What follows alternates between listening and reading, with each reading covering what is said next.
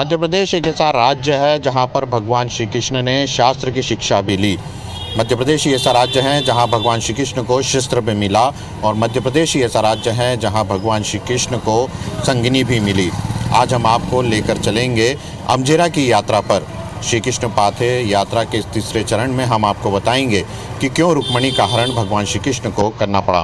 तो आइए चलते हैं श्री कृष्ण पाथे की अमझेरा यात्रा पर।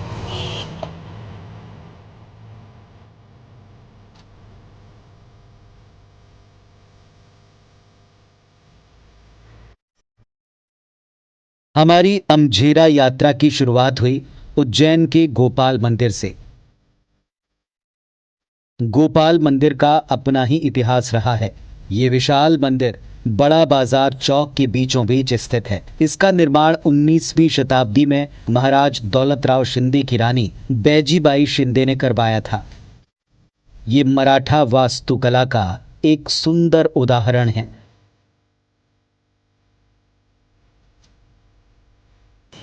श्री कृष्ण पाथे में हमारी यात्रा की शुरुआत हो चुकी है, और आज हमारी यात्रा की शुरुआत हुई है उज्जैन के गोपाल मंदिर से। इस गोपाल मंदिर का भी अपना एक इतिहास रहा है। जो भी कोई महाकाल दर्शन करने के लिए आता है वो गोपाल मंदिर ज़रूर आता है, और श्री कृष्ण में जिनकी आस्था है वो ऐसा मानते हैं कि यहाँ दर्शन करने से ही श्री कृष्ण उन्हें मिल जाते हैं। गोपाल मंदिर को जिस तरह से बनाया गया है उसका भी अपना वैभव है। पुरानी संस्कृति इस पूरे गोपाल मंदिर में दिखाई देती है।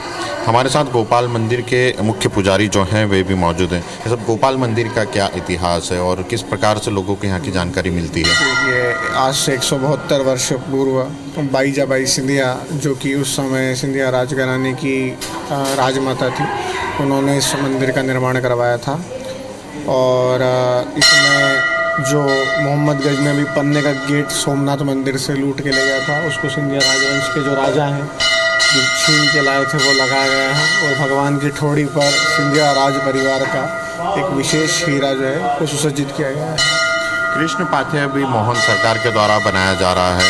आपको लगता है कृष्ण पाथे से जो हमारी सांस्कृतिक विरासत है उसे जानने का मौका मिल सकता है? और किस तरह से अगर बात करें अमझेरा की, तो अमझेरा का क्या इतिहास कृष्ण को लेकर के रहा है? देखिए, जो ये कृष्ण पाथे का जो सरकार ने एक इनिशिएटिव लिया है उससे भारत की सांस्कृतिक धरोहर को बहुत फ़ायदा होने वाला है, और लोगों को भगवान श्री कृष्ण के बारे में जानने का जो एक नया विषय मिलेगा। तो देखिए क्या है कि जब रुक्मिणी जी से भगवान कृष्ण का विवाह करने से मना कर दिया था, तो जब भगवान ने हरण किया तो वह अलग अलग रास्तों से होते हुए वहाँ पहुँचे थे, और उन्होंने वहाँ से रुक्मिणी जी का हरण करके वापस द्वारका प्रस्थान किया था। तो जहाँ जहाँ निकले उन्हीं में से एक स्थान उज्जैन में था, और जो अमझेरा है वो भी उन्हीं में से एक स्थान था। और वहाँ पर भी जो है वह अच्छी बात है, सरकार जो है वह विकास कार्य कर रही है। तो कृष्ण पाथे से एक ऐतिहासिक सांस्कृतिक धरोहर जो है वो जानने को तो मिलेगी, आने वाली पीढ़ी को भी इसमें जो है सहायता मिलने वाली है। हमारी इस यात्रा में हम लगातार चल रहे हैं, और अमझेरा तक हम आपको उन्हीं इतिहास के पन्नों को एक बार फिर से दिखाने के प्रयास करेंगे।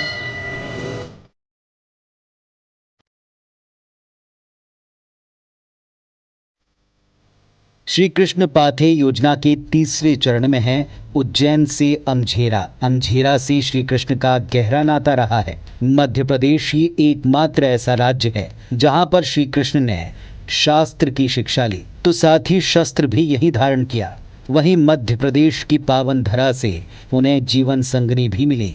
बाहरी राज्यों से आने वाले श्रद्धालु मोहन सरकार की इस श्री कृष्ण पाथे योजना को लेकर बेहद उत्साहित हैं।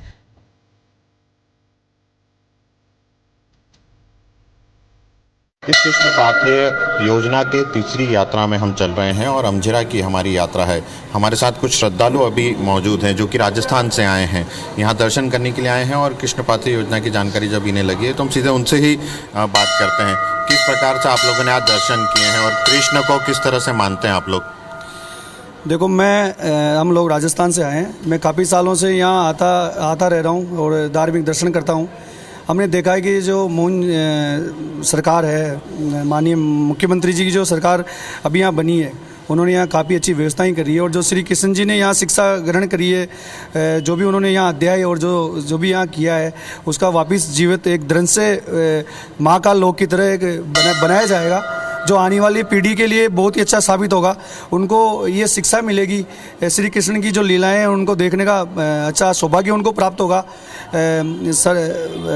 मुख्यमंत्री सरकार का सभी यहाँ पधारे हुए दर्शनार्थियों की तरफ से भी उनको उनकी कई तारीफें की जा रही है। उनका सभी की तरफ से मैं बहुत बहुत धन्यवाद देना चाहता हूँ जी। तो कहीं ना कहीं राजस्थान से ये सभी लोग आए हैं, एक बार कृष्ण का जयकारा जो यहाँ पर देखने को मिल जाए राजस्थान का। जी एक छोटा सा जो है, अच्युतम केशवम कृष्ण दामोदरम राम नारायणम जानकी वल्लभम, बोल द्वारिकाधीश की जय, बोल भगवान श्री कृष्ण की जय।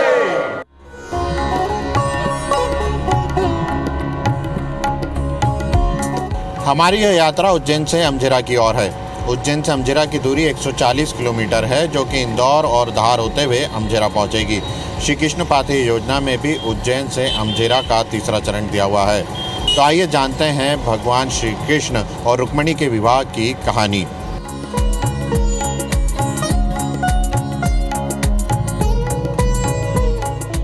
श्री कृष्ण पाथेय के तीसरे चरण में हम अमझेरा की यात्रा पर हैं। उज्जैन से अमझेरा की दूरी तकरीबन 140 किलोमीटर है। मोहन सरकार की श्री कृष्ण पाथेय योजना में तीसरी यात्रा है रुक्मिणी से विवाह की।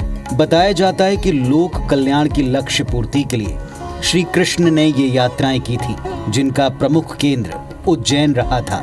इस यात्रा की कड़ी में हम साबीर तहसील के गांव पहुंचे। श्री कृष्ण पाथेय योजना को लेकर यहाँ के ग्राम वासियों को उम्मीद है कि अब वे भी धार्मिक गाथाओं के बारे में अधिक जान पाएंगे। पंडित जी, क्या इतिहास श्री कृष्ण का रहा है, अगर बात की जाए श्री कृष्ण और रुक्मिणी के विवाह को लेकर के और श्री कृष्ण पाथेय योजना को लेकर के, अब क्या आप लोगों के अंदर हर्ष की बात है? देखिए, पहले तो ये जन्माष्टमी पर्व आ रहा है, तो वैसे ही हर्ष और उल्लास का माहौल बना हुआ है। और इसी बीच ये सरकार के तरफ से एक इतनी महत्वपूर्ण खबर आ रही है, तो निश्चित ही हमें तो हर्ष है, पर जो भगवान श्री कृष्ण के भक्त हैं, जो जनमानस हैं, उन्हें भी अति प्रसन्नता होगी कि अगर सरकार इस तरीके से कार्य करती है तो निश्चित ही भारत का जो गौरव है वो पुनः लौटेगा। अगर बात करें श्री कृष्ण और रुक्मिणी के विवाह की, क्योंकि आज हमारी यात्रा अमझेरा की है, अमझेरा में हम दर्शकों को ज़रूर बताएंगे कि वहाँ का क्या इतिहास रहा है, लेकिन जो पौराणिक गाथाओं में जो गाथा है श्री कृष्ण और रुक्मिणी विवाह की, वो क्या है? देखिए, ये द्वापर युग की घटना है और ये भागवत, श्रीमद् भागवत में भी उल्लेख मिलता है कि रुक्मिणी हरण हुआ था। और ये भगवान तो एक जीव भाव से सभी उनको जिस भाव में पूजते हैं उनकी सभी मनोकामना पूर्ण करते हैं। तो उन रुक्मिणी जी के जो भाई थे रुक्मी, उन्होंने ज़बरदस्ती उनका विवाह कर रहे थे, उन मन के मुताबिक नहीं था, तो उन्होंने भगवान को पत्र लिखा था और उसके आधार पर भगवान उन्हें लेने आए थे। बिल्कुल जानने का मौका मिलेगा, क्योंकि भगवान श्री कृष्ण ने यहाँ पढ़ाई करी और कई लीलाएं करी जो किसी को पता नहीं है। कई जगह ऐसी जहाँ वो गए थे, जहाँ उनका बाल्यकाल निकला। शिक्षा के समय पर उन्होंने बहुत सारे यहाँ पर काम किए।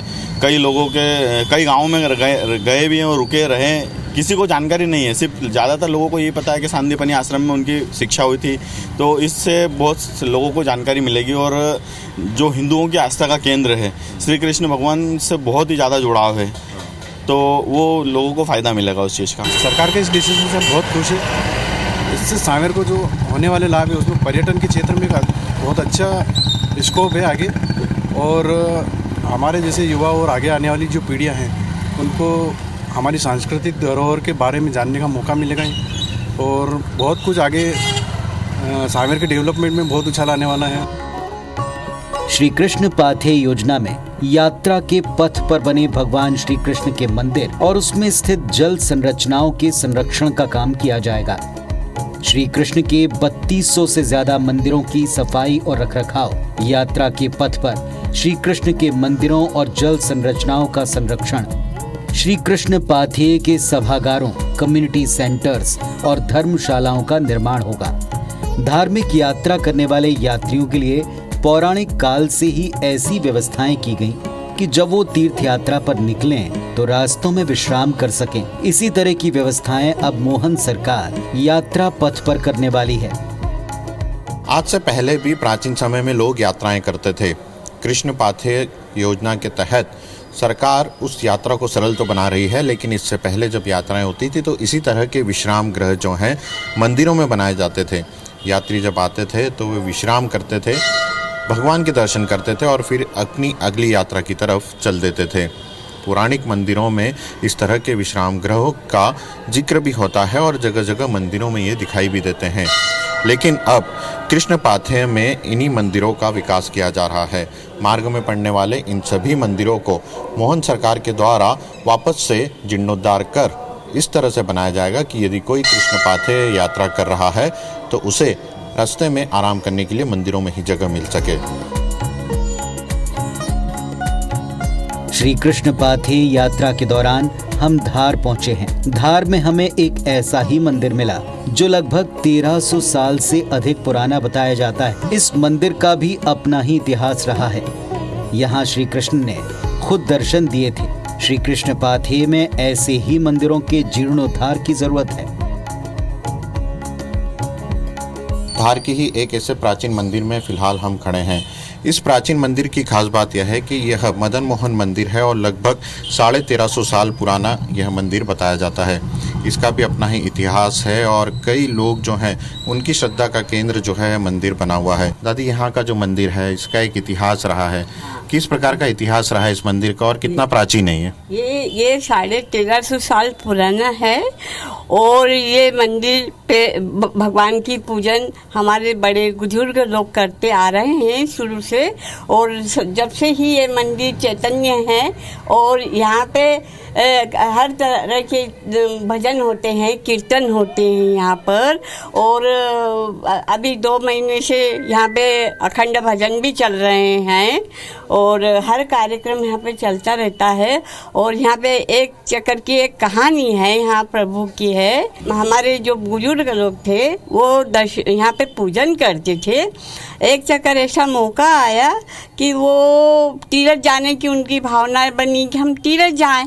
वहाँ उनका एक छोटा सा बालक था और वो बालक बोला को छोड़ के गए, है बेटा। वो क्योंकि रोज़ देखता था कि पापा हमारे दूध पिलाते हैं, भोजन कराते हैं, नैवेद्य लगाते हैं, ये सब वो करते थे।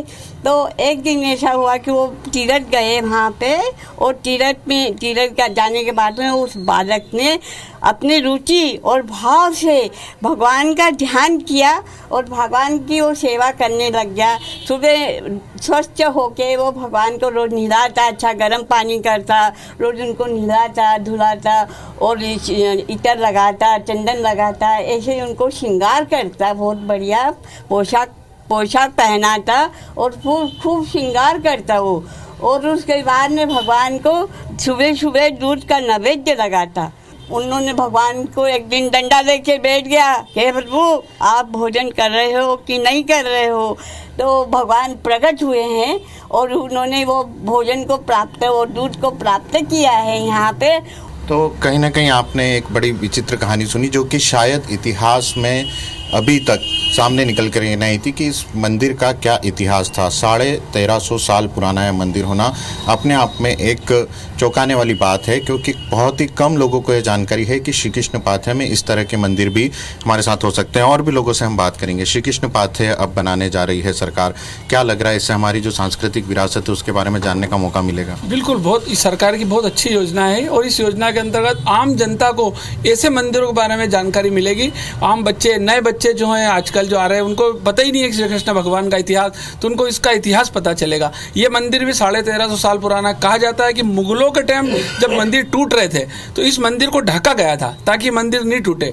और पिछले कई वर्षों से हम भी यहाँ भजन कर रहे हैं और मैं राधा वल्लभ मंडल संघ की तरफ से यहाँ भजन कर रहे हैं। तो सरकार की इस नीति का तो मैं स्वागत करता हूँ। कहीं ना कहीं कृष्ण पाथेय से एक उम्मीद ये वापस से जगी है कि जो प्राचीन मंदिर हैं उनका जीर्णोद्धार जो है वो एक बार शुरू होगा और इस तरह की कई ऐसी गाथाएं जो हैं वो आने वाली पीढ़ी को सुनने के लिए मिलेंगी। हमारे साथ यात्रा में लगातार बने रहिए क्योंकि हमारी यात्रा अब चल रही है अमझेरा की ओर।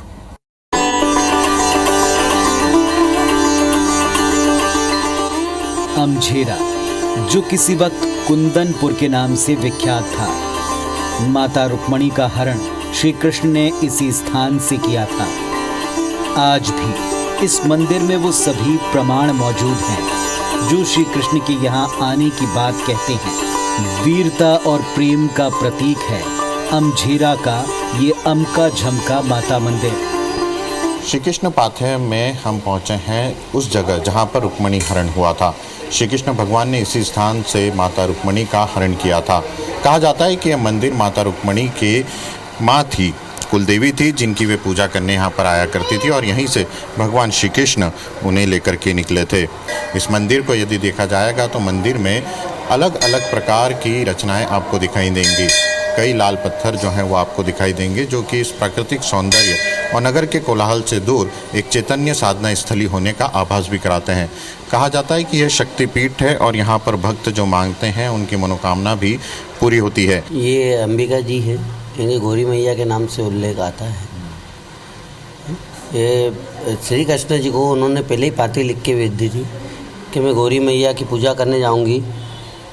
उनकी कुल देवी थी रुक्मणी जी की, और वो यहाँ पर मतलब यहीं पर उनका वो पूजा करने आते थे और वो श्री कृष्ण जी को अपने मन से वो अपना पति मान चुके थे और उनके भाई ने और उनकी शादी शिशुपाल से तय कर दी थी और वो शिशुपाल से अपनी शादी नहीं करना चाहती थी। और यहाँ पर उन्होंने गौरी मैया से मन्नत मांगी थी कि मैं 3 परिक्रमा लगाने जाऊंगी। श्री कृष्ण जी को पहले ही पाती लिख के भेज दीजिए कि मैं वहाँ 3 परिक्रमा लगाने जाऊंगी, तो आप मुझे वहाँ से लेके जाइएगा या मैं अपने प्राण वहीं त्याग दूंगी। कितना प्राचीन मंदिर है ये और क्या? करीब द्वापर का कालीन मंदिर है। द्वापर कालीन मंदिर है, बहुत पुराना, करीब 5,500 वर्ष तो हो चुके हैं इसको। कहा जाता है कि यहाँ पर रथ के पहियों के निशान जो है अभी भी मौजूद, आज भी यथावत मंदिर के जस्ट पीछे यथावत ऐसे कैसे ही हैं जो भी है। रुक्मणी मैया चला के ले गई थी रथ को, तो जब हो गए थे श्री कृष्ण जी ने तो रथ को ऐसे ही उतार दिया था। ऐसा अब जो है कृष्ण पाथेय में जो है इन जो धार्मिक स्थल है इन्हें सरकार फिर से बनाने जा रही है, इनका सौंदर्यीकरण करने जा रही है। क्या लगता है, क्या इसकी ज़रूरत थी अब सौंदर्यीकरण की और कितना अच्छा लग रहा है? बहुत अच्छा लग रहा है, मन में खुशी है इस चीज़ की बहुत। अमझेरा के इस मंदिर में सिर्फ श्री कृष्ण ही नहीं, पांडवों का भी इतिहास जुड़ा है। कहा जाता है कि 5 पांडव यहाँ आए थे और उनके द्वारा 5 शिवलिंग का निर्माण किया गया। ये शिवलिंग आज भी यहाँ पर गुफाओं के बीच मौजूद हैं। प्रकृति की गोद में बसा ये मंदिर ऐसा प्रतीत होता है मानो मानव धार्मिक मान्यताओं की गवाही दे रहा हो। श्री कृष्ण से लेकर के पांडवों तक का इतिहास जो है यहाँ से जुड़ा हुआ रहा है। श्री कृष्ण यहाँ से रुक्मणी को लेकर के द्वारका नगरी पहुँचे थे और वहाँ पर उन्होंने रुक्मणी जी का विवाह जो है वह संपन्न कराया था। कई प्राचीन कहानियाँ इस स्थान से जुड़ी हुई हैं, लेकिन सबसे अधिक महत्व यह माना जाता है कि श्री कृष्ण ने रुक्मणी का हरण यहाँ पर किया था। यहीं पर एक और मंदिर है माता झमका का। अमका माता मंदिर के बाद झमका माता मंदिर जो है वो गुफाओं के बीच में स्थित है। गुफाओं में मंदिर जो है वो बनाया गया है और आज भी मान्यता है कि यहाँ पर जो मांगा जाता है वह ज़रूर मिलता है। इसी कारण से आसपास के श्रद्धालु बड़ी संख्या में यहाँ पर पहुँचते हैं। पहाड़ियों के बीच में मंदिर है और इसी मंदिर में लोग पूजा करने के लिए आते हैं। शिवलिंग के साथ ही इन मंदिरों में आप देख सकते हैं कि किस तरह से झुककर निकलना पड़ता है और गुफाएं बनी हुई है। इन्हीं गुफाओं में पांडवों ने भी शिवलिंग की स्थापना जो है और की थी और यही वह दूसरा मंदिर है झमका माता का। अमका और झमका दोनों बहनें बताई जाती हैं। कहा जाता है कि माता रुक्मणी जो है यहाँ पूजा करने आया करती थी और जब श्री कृष्ण को उन्होंने संदेश भिजवाया था तो उसके बाद श्री कृष्ण उन्हें यहीं से लेकर के गए थे, यानी कि श्री कृष्ण ने यहीं से माता रुक्मणी का हरण भी किया था। और तब से ही यह पौराणिक गाथाएं जो हैं यह हमारे ग्रंथों में और अलग अलग उपन्यासों में भी देखने को मिलती है। अमझेरा का आम का झुमका माता मंदिर वीरता और प्रेम की निशानी है। भगवान श्री कृष्ण जब माता रुक्मणी को रथ पर बिठाकर ले जा रहे थे तो भगवान कृष्ण ने रथ इतनी तेजी से चलाया कि रथ के निशान यहाँ बन गए। ये निशान आज भी मंदिर के पीछे मौजूद हैं। अमझेरा के इसी मंदिर में आज भी स्थित है रुक्मणी हरण स्थल। रुक्मणी हरण स्थल से श्री कृष्ण भगवान रुक्मणी जी का हरण करके निकले थे और यही वह स्थान है जहां पर कि उनके रथ के चिन्हों के निशान वे छोड़कर गए थे। इसका उल्लेख गीता में भी किया जाता है। अमझेरा, जो कि उस समय कुंदनपुर के नाम से जाना जाता था, उसका भी उल्लेख जो है शास्त्रों में लिखा गया है। लेकिन ये पद चिन्ह बताते हैं कि पौराणिक गाथाओं में जो बात कही गई है वह कितनी सही है। ये रथ जो है, इसके पीछे ही ये निशान जो है यहाँ पर बताए गए हैं। इन्हीं निशानों को रथ के पहियों के निशान बताया गया है और इस मंदिर से माता रुक्मणी का हरण किया गया था और उसके बाद यहीं से श्री कृष्ण ने इतनी तेज़ी से रथ चलाया था कि उसके निशान यहाँ पर छूट गए थे। हालांकि अब प्रदेश की मोहन सरकार के द्वारा इसी पर स्थल को फिर से विकसित करने की बात जो है वह कही जा रही है और वापस से इसे कृष्ण पाथेय में विकसित किया जाएगा। लेकिन सबसे बड़ी बात यह है कि जो इतिहास, जो पौराणिक गाथाएं हम अभी तक सुनते आए थे, उसके चिन्ह आज भी मौजूद हैं और अब वे सबको दिखाई भी देंगे। श्री कृष्ण की अमझेरा यात्रा की कथा कृष्ण के प्रेम, साहस और दिव्य शक्ति का प्रतीक है। ये कथा हिंदू धर्म में काफी प्रसिद्ध है, इसलिए ये समूचा स्थल भगवान श्री कृष्ण के भक्तों के लिए पूजनीय है। श्री कृष्ण पाथेय में मध्य प्रदेश के मुख्यमंत्री डॉक्टर मोहन यादव द्वारा इस स्थल को एक धार्मिक स्थल के तौर पर विकसित किया जा रहा है। श्री कृष्ण पाथेय की इस यात्रा में हम आपको उज्जैन से अमझेरा लेकर आए, यानी कि कुंदनपुर में। हमने आपको बताया कि किस तरह श्री कृष्ण भगवान ने रुक्मणी का हरण किया था, जो निशान आज भी यहाँ पर मौजूद हैं।